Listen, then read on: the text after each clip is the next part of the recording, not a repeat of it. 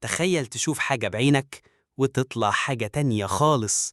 في يوم من الأيام عماد كان راجع من شغله آخر النهار، وهو ماشي شاف بنته واقفة عند ناصية الشارع وراكبة مع شباب في عربية.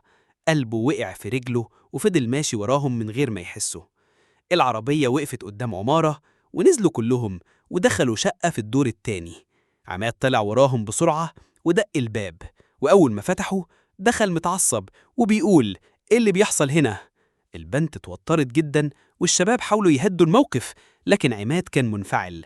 وفجأة واحد من الشباب قال: استنى يا عم، انت فاهم غلط.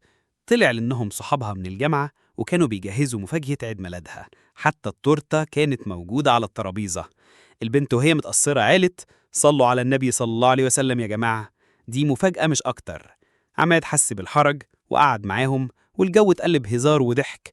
وبعدها فهم إن مش كل حاجة نشوفها بعينينا تبقى الحقيقة.